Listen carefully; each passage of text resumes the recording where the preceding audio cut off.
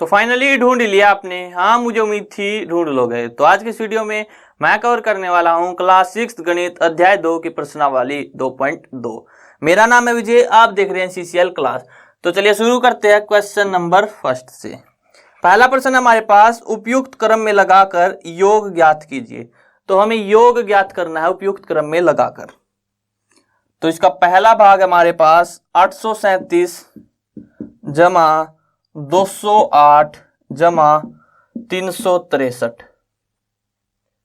तो यहां पे हम क्या प्रयोग कर सकते हैं, सहचारिता का प्रयोग कर सकते हैं। और अगर आप नहीं भी करना चाहते तो भी हम डायरेक्ट भी इसको कर सकते हैं। कैसे, देखो, अगर मैं देखो 7 और 3 क्या बन रहा है 0।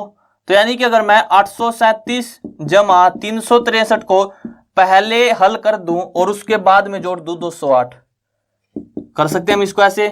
तो 7 और 3 10, 6 और 3 9 और 1 10, 8 और 3 11 और 1 1200 प्लस 208 जो क्या हो जाएगा 13, 1202 1408।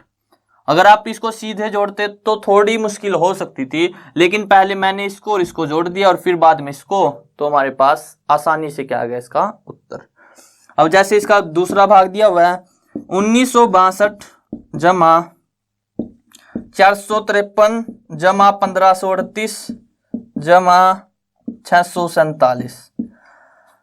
अब देखो, अगर मैं इसको और इसको जोड़ दूं और इसको और इसको जोड़ दूं, क्यों? क्योंकि 7 और 3 10 यानी कि यहां पे 0, और 2 और 8 10 यानी कि यहां पे 0। तो यहां मैंने क्या किया 1962 जमा 1538 और जमा में 453 जमा 647, ये कर सकता हूं मैं। अभी तक मैंने कुछ नहीं बदला। अब देखो 8 और 2 10 हासिल 1, 6 और 3 9 और 1 10 हासिल 1, 9 और 1 10 और 5 15 हासिल 1, 2 और 1 3, ये क्या आ गया हमारे पास 3500। और ये कितना आ जाएगा देखो 53 और 47 कितने हो जाएंगे 100। तो 453 में 47 जोड़ दिए मैंने, तो क्या आ गया 500, 500 और 600 1100। आप जोड़ के भी देख सकते हो। 7 और 3 10 हासिल 1, 5 और 4 9 और 1 10 हासिल 1, 6 4 10 और 1 11। तो 3500 में 1100 जोड़ेंगे तो कितना आएगा 4600। तो इसका हल क्या आ गया 4600। तो इस तरह से हम इनको हल कर सकते हैं एक क्रम में लगा के। अब नेक्स्ट प्रश्न नंबर 2, उपयुक्त क्रम में लगाकर गुणनफल ज्ञात कीजिए। तो पहला भाग हमारे पास 2 गुना 1768 गुना 50। अब अगर आप देखो पहले इसकी गुना 2 से करो फिर 50 से करो तो थोड़ा मुश्किल आएगा, लेकिन मैं क्या कर सकता हूं, पहले 2 गुना 50 कर लेता हूं और फिर 1768 कर लेता हूं। तो 2 गुना 50 100, 100 गुना 1768 तो आपको पता ही होगा 2 जीरो पीछे लग जाएंगी, तो यानी कि 1768 और पीछे 2 जीरो। तो इस तरह से हम इसको आसानी से हल कर सकते हैं। अब नेक्स्ट बी भाग 4 गुना 166 गुना 25। तो मुझे पता है कि 25 चौके 100 होता है, तो मैं क्या करूंगा 4 गुना 25 को पहले हल कर लूंगा और बाद में 166 को। तो 25 चौके 100 गुना 166 जो हो जाएगा हमारे पास 166 और पीछे 2 जीरो लग जाएंगे। अब नेक्स्ट सी भाग 8 गुना 291 गुना 125। 8 गुना 291 गुना 125। अब मुझे पता है कि 25 8 200 होता है, यानी कि पीछे जीरो आएंगी, तो मैं 125 की 8 से गुना कर लेता हूं पहले, यानी कि 8 गुना 125 और बाद में 291 से गुना कर लूंगा। तो देखो 8 से 5 करेंगे, 8 पंजे 40 हासिल 4, 8 दूनी 16 और 4 20, 2 8 2 10, कितना आ गया 1000। कितना है हमारे पास 1000। 1000 की गुना 291 से करेंगे तो क्या आएगा 291 और पीछे 3 जीरो, यानी कि 2,91,000 आ जाएगा। तो आपको पहले इन दोनों की गुना करनी है, फिर 291 से उसकी गुना कर लेना। अब नेक्स्ट हमारे पास डी भाग 625 गुना 279 गुना 16।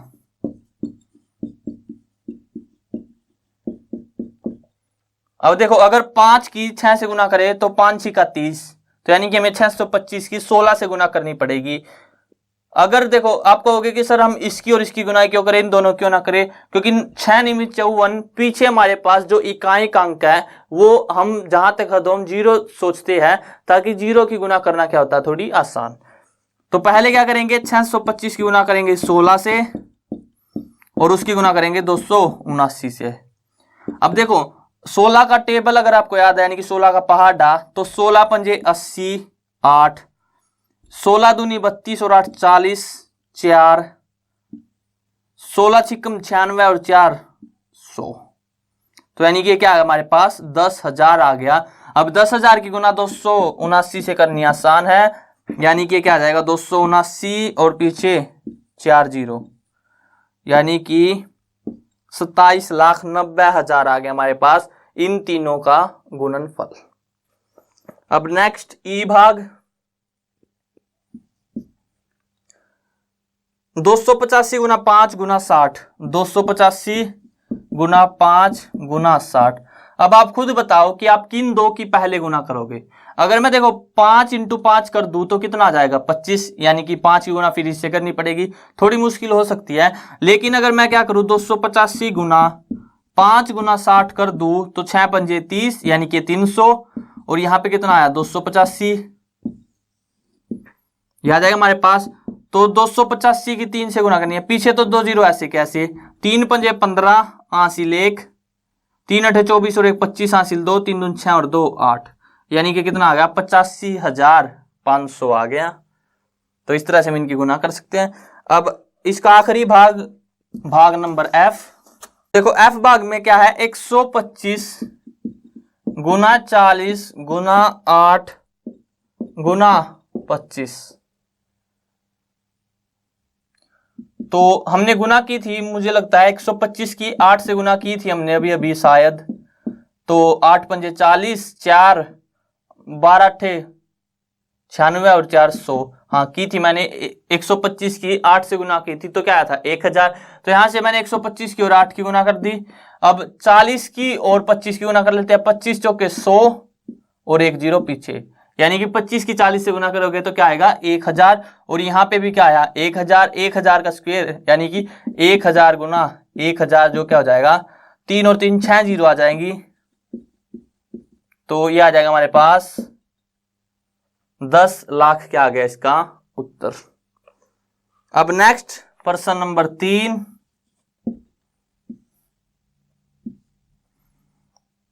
निम्नलिखित में से प्रत्येक का मान बताइए। तो हमें मान बताना है प्रत्येक का।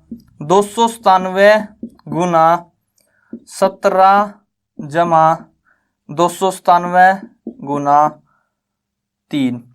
देखो मैं इन दोनों में से 297 बाहर निकाल सकता हूं, तो अंदर क्या आ जाएगा 17 जमा 3, और 17 और 3 कितना होता है 20, यानी कि 297 गुना 20। 1 0 तो पीछे ऐसे कैसे, 7 दूनी 14 हासिल 1, 9 दूनी 18 1 19 हासिल 1, 2 दूनी 4 1 5, यानी कि 5940 क्या आ गया इन दोनों का हल। नेक्स्ट बी भाग,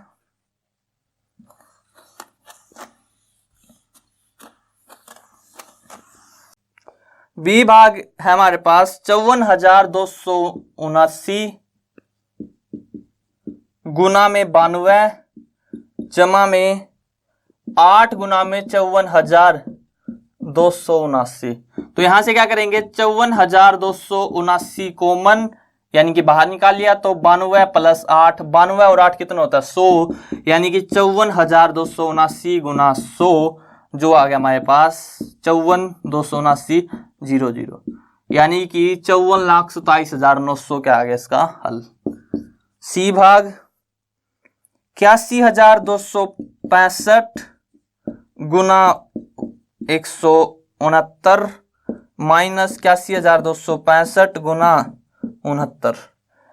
अब दोनों में से 81,265 बाहर निकाल लिया, तो 169 माइनस 69 कितना आ गया 100। 100 की गुना करोगे आप 81,265 से, तो कितना आ जाएगा 81,265 0 0, यानी कि 81,26,500 आ जाएगा इसका हल। अब इसका आखिरी भाग, भाग नंबर डी। 3845 गुना 5 गुना 782 जमा में 769 गुना 25 गुना 218। अब देखो इसको कैसे हल कर सकते हैं हम। यहां पे अगर हम पहले इसके फैक्टर देख लेते हैं एक बार, इसके गुणनखंड क्या होंगे। अगर 5 से भाग करूं तो 5 सते 35, 3, 5 छिका 30, 5 निम 45। तो यानी कि यहाँ पे 769 गुना 5 आया और 5 गुना 5 25। तो मुझे समझ में आ गया कि क्या करना चाहिए। देखो इसको मैं लिख सकता हूं 769 गुना 5 गुना 5 25 गुना 782 जमा में 769 गुना 25 गुना 218। अब यहां से मैं 769 गुना 25 बाहर निकाल सकता हूं, तो अंदर क्या आ गया हमारे पास 782 जमा में 218। 8 और 2 10, 8 और 9 और 1 10, 7 और 2 9 और 1 10। यानी कि इन दोनों का जोड़ आ गया 1000। 1000 की गुना करनी है मुझे 769 गुना 25 से। अब पहले क्या करते हैं, देखो 25 की गुना कर लेते हैं इससे 769 से। तो 25 निमा 225 हासिल 22, 25 का 150, 150 और 22 172 हासिल 17, 25 सत 175, 175 और 17 192 और पीछे 3 जीरो। यानी कि हमारे पास ये क्या आ गया 1,92,25,000। आप ऐसे भी कर सकते हो इसको कि हम 769 की गुना पहले 5 से कर लेते हैं, जो आएगा फिर उसकी गुना फिर 5 से कर लेंगे। लेकिन अगर आपको 25 का पहाड़ा याद है तो आप सीधे भी कर सकते हो गुना। अब नेक्स्ट प्रश्न नंबर 4। प्रश्न नंबर 4, उपयुक्त गुणों का प्रयोग करके गुणनफल ज्ञात कीजिए। तो हमें गुणनफल बताना है उपयुक्त गुणों का प्रयोग करके।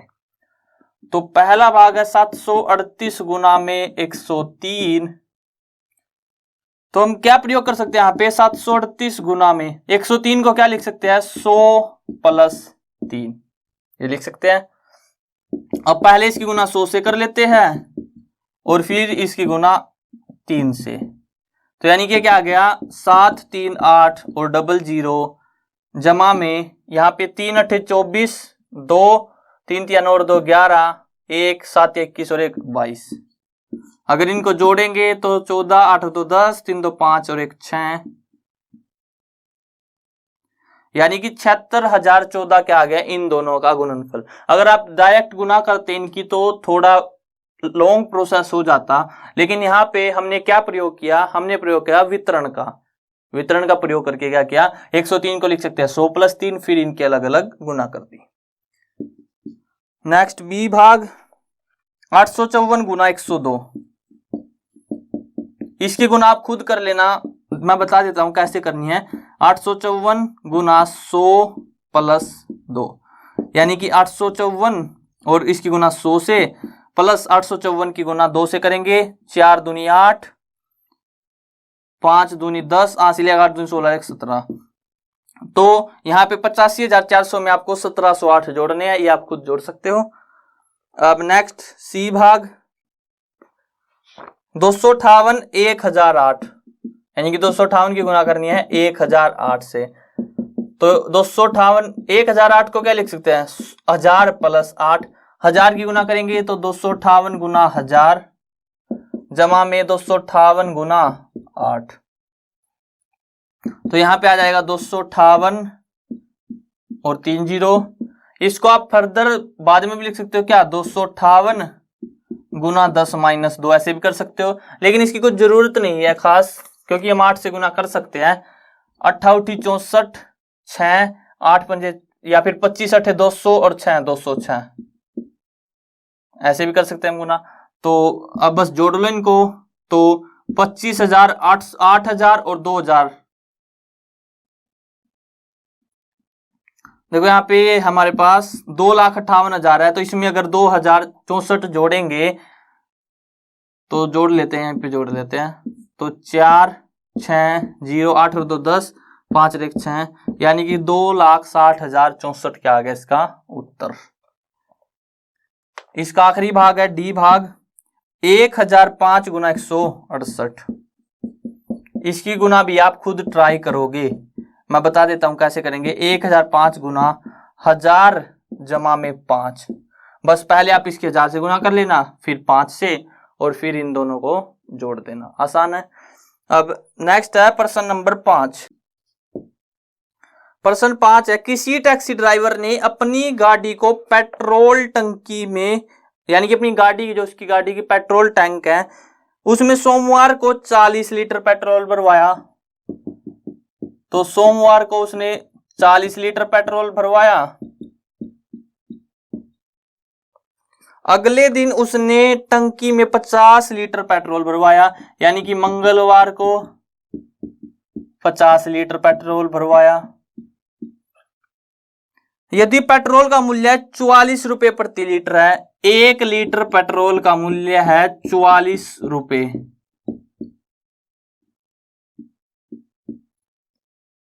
तो उसने पेट्रोल पर कुल कितना व्यय किया, ये हमें बताना है। तो यानी कि उसने पेट्रोल पे कितना खर्च किया बताना है।